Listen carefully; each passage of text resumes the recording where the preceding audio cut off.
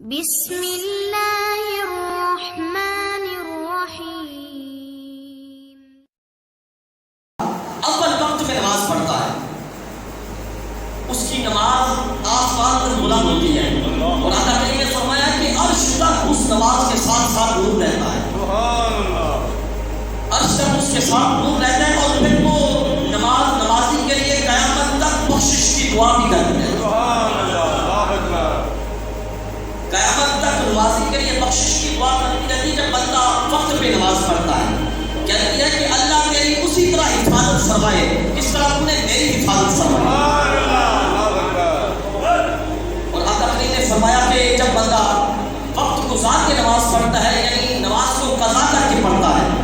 تو وہ نماز اس کی تاریکی میں ڈوب کے آسمان کی طرف بلند ہوتی ہے، اور جب آسمان تک پہنچتی ہے تو وہ سیدھا کپڑے میں لپیٹ کے اس نمازی کے منہ پہ مار دی جاتی ہے۔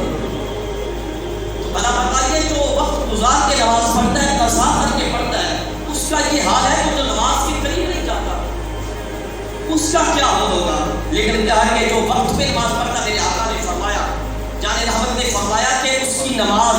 عرش تک بلند ہوتی ہے، اس نماز کے ساتھ ساتھ ایک نور بھی ہوتا ہے، پھر وہ نماز قیامت تک نمازی کے لیے بخشش کی دعا کرتی ہے، اور پھر اس کے ساتھ نمازی کو جنت بھی ملے گی، جنت میں عزت بھی ملے گی۔ توجہ ہے آپ کی؟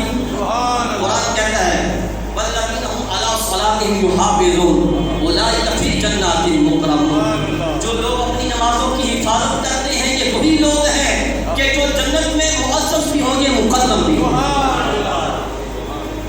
تو کیسا کرم ہے، جنت بھی ملے گی، جنت میں عزت بھی ملے گی۔ ویسے جنت میں ساری نعمتیں ہی ہیں، جنت میں سب کچھ ہے، عزت ہے تو وہ جنت میں ہے، رفت ہے تو جنت میں ہے، نعمت ہے تو جنت میں ہے، راحت ہے تو جنت میں ہے، جنت میں سلام بھی ہے، کلام بھی ہے، قرار بھی ہے، پیار بھی ہے۔ اس لیے نمازی بن جائیے اور جنت کو پانے کی کوشش کیجیے، کیونکہ جنت میں غلمان بھی ہیں، جنت میں رب کے مہمان بھی ہیں، جنت میں انبیاء بھی ہیں، صلحاء بھی ہیں، اولیاء بھی ہیں، جنت میں خدا کا دیدار بھی ہے، اور جنت میں میرے آقا مصطفیٰ کا پیار بھی ہے۔